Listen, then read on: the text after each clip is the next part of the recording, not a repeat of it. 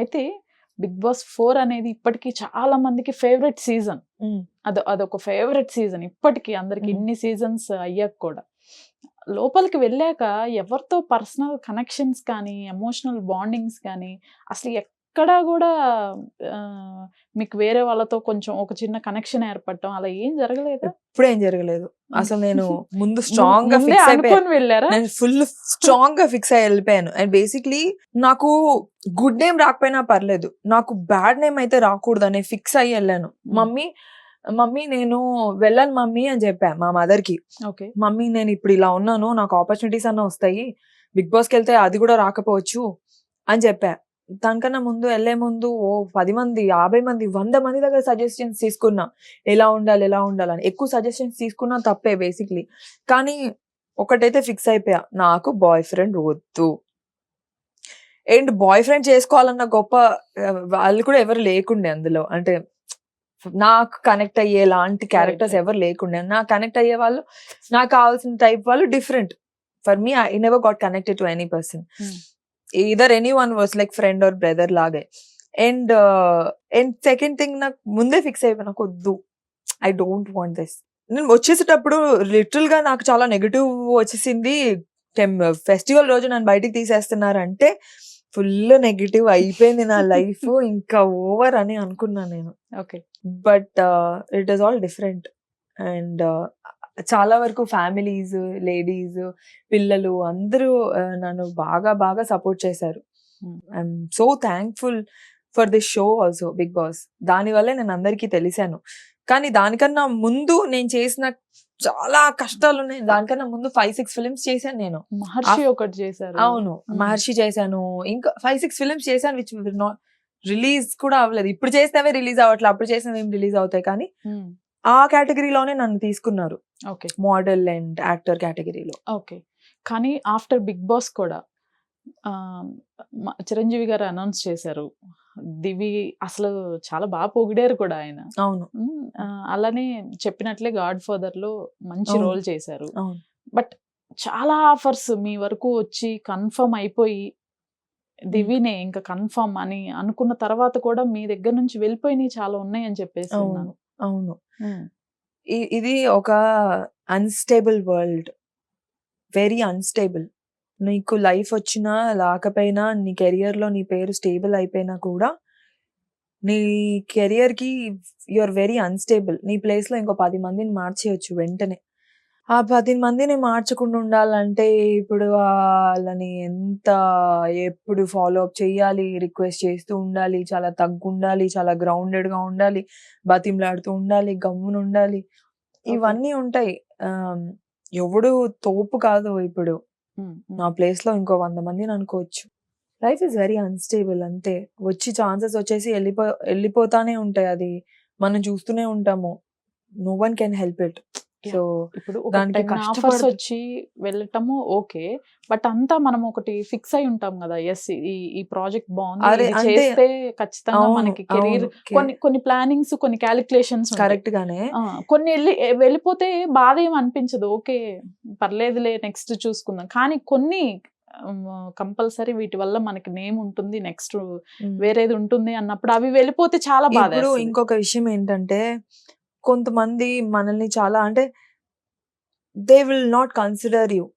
ఇప్పుడు మనం ఇంత కష్టపడి ఇంత చేసిన తర్వాత మళ్ళీ చిన్నప్పుడు తీసుకున్న బడ్జెట్ ఇస్తాము, మీకు ఇదే బడ్జెట్, ఇంతకే వర్క్ చేయండి, మీరు ఇలాగే అని అన్నప్పుడు చాలా బాధేస్తుంది. ఇంత కష్టపడ్డాం కదా, మనకి కూడా చాలా ఖర్చులు ఉంటాయి. ఎన్ని ఖర్చులు ఉంటాయో, అది ఒక యాక్టర్ కి చాలా ఖర్చులు ఉంటాయి. రియాలిటీ కన్నా చూపించుకునేది ఎక్కువ ఉంటుంది. ఓకేనా, ప్రతి యాక్టర్ కి, బేసిక్ యాక్టర్ కే చాలా ఎక్స్పెన్సెస్ ఉంటాయి. ఇంకా టాప్ వెళ్తున్న కొద్దీ the way you live, the car you use, the place you live, the hotel you take, the restaurant you go to, ఇవన్నీ matters a lot. The gym you go to, the clothes you wear, the footwear, the bag, the watch, anything is a super expensive. And on top of it, when you are being valued very less, andi, it hurts. Manaki value ఇవ్వనప్పుడు, అరే ఇంతేనా, ఇంత చేశాం కదా, ఇంత కష్టపడ్డాం కదా అని. అయితే కమర్షియల్ గా తగ్గాలి, లేకపోతే సెల్ఫ్ రెస్పెక్ట్ వైజ్ తగ్గాలి. కొన్ని సార్లు మంచి రోల్ వస్తుంది. అప్పుడు సార్ మీరు ఏం ఇవ్వకపోయినా పర్లేదు సార్, ఇంత ఇచ్చి నా పరువు తీసే కన్నా లేకపోతే మా వాల్యూ పడిపోయే కన్నా నేను I want to do this for free, I want to do this movie. అలా చేసిన ఉన్నాయా? చెప్పినవి ఉన్నాయి కానీ ఎంతో కొంత చేసేమండి అని చెప్తారు, బట్ అలా చెప్పినవైతే ఉన్నాయి ఖచ్చితంగా, చేసినా కూడా ఉన్నాయి యాక్చువల్లీ. కానీ either the story should be very nice కదా, దీని వల్ల ఓకే నాకు బెనిఫిట్ అవుతుంది. కొన్ని సార్లు మన కోసమే కొంతమంది రాస్తారండి స్క్రిప్ట్, మన పైన చాలా రెస్పెక్ట్ ఇస్తారు, వాళ్ళ కోసం ఫ్రీగా చేసినా తప్పులేదు.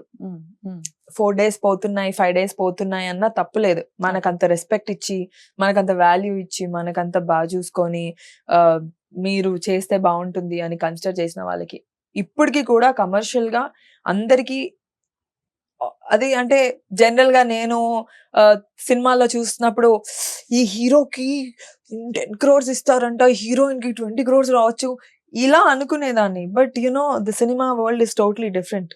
అసలు దివ్య గారి ఫస్ట్ పేమెంట్ ఎంత, హైయెస్ట్ రెమ్యునరేషన్ ఎంత? రెమ్యునరేషన్ పోనీ ఫస్ట్ నేను మోడలింగ్ చేసేటప్పుడు my first remuneration was 5,000. Okay. 8,000. Okay. 25, 1 lakh. ఇంకా అలా పెరిగింది. బట్ సో అలా పెరుగుతాయి. That's how it is. Sometimes you do for free also. Sometimes you do for charity. Sometimes you do for friends. Sometimes you do for like చెప్పినట్టు. But మనం పెరుగుతున్న కొద్దీ మన వాల్యూ మళ్ళీ పాత కాలంలో పడేసినప్పుడే కొంచెం బాధేస్తుంది. బట్ కొన్ని సార్లు తప్పదు. రవితేజ గారికి హీరోయిన్ ఆఫర్ రావటం మిస్ అవటం నిజమేనా? రవితేజ గారి సినిమాలో 3 leads అండి, అందులో వన్ ఆఫ్ ద లీడ్ గా వచ్చింది. ఏ మూవీ అండి అది? చెప్పను. ఓకే. సో రవితేజ గారి పక్కన అంటే నాకు అది నా లైఫ్ అండి, నా లైఫ్. నాకు ఇంకా గుర్తు, నేను ఇలా ముందు నాకు ఆపర్చునిటీస్ రాని టైంలో నేను బెడ్ కి ఇలా పడుకొని దిండి ఇలా పెట్టుకొని ముక్కి ఏడ్చేదాన్ని.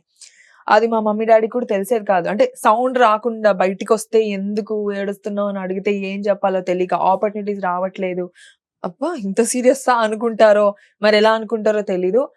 సేమ్ అదే బెడ్ లో అవే దిండులతో నేను కుక్కుకొని రవితేజ గారి మూవీ వచ్చిందన్న ఆనందంలో ఒక స్పీచ్ నా మైండ్ లో రెడీ చేసుకున్నా. ఇలా మాట్లాడదాం, ఆడియో లాంచ్ లో ఇలా మాట్లాడదాం, నేను ఇలా మాట్లాడాలి, నేను హ్యాపీనెస్ తో, ఊరికే కాదు హ్యాపీనెస్ తో స్టేజ్ మీద చాలా మంది ఉంటారు, అసలే నాకు మాట్లాడడం రాదు, నేను వణుకుతాను, ఇంతమంది ముందు మాట్లాడాలంటే సినిమా స్టార్ట్ అవ్వక ముందు నుంచే నేను స్పీచ్ రెడీ చేసుకోవాలి, అసలే నేను పిచ్చిదాన్ని అని ఒక ఫీలింగ్ లో నేను స్పీచ్ మైండ్ లో రెడీ చేసుకున్న. రాత్రి పడుకొని హ్యాపీనెస్ లో ఒక్క ఛాన్స్ ఇచ్చారు రవితేజ గారు, మీలాగే మీరు చేసినట్టే ఐ ట్రైడ్, నా కెరియర్ మీ వల్ల స్టార్ట్ అవుతుంది, ఈ స్టైల్లో నేను అనుకుంటున్న కొద్దీ నాకు కళ్ళలు అలా తిరుగుతా ఉన్నాయి, ఇలా బెడ్ మీద పడుకొని అలా ఆలోచిస్తూ అలా వాటర్ వస్తా ఉన్నాయి నా కళ్ళలో నుంచి. అలా నేను స్పీచ్ రెడీ చేసుకున్నా. అది ఊరికే కాదు, నాకు ఆ మూవీ నుంచి కాల్ వచ్చింది, అమ్మ నువ్వు ఫిక్స్, నువ్వు చేస్తున్నావు ఆల్రెడీ, బ్యాక్ ఎండ్ లో ఫిక్స్ అయిపోయింది, మీరు ఓపెన్ అవ్వద్దు, మీ కాల్ వస్తుంది. కాల్ రాదే, నేను స్పీచ్ కూడా రెడీ చేసుకున్న, కాల్ రాలేదు. నేను చాలా హర్ట్ అయ్యా, చాలా.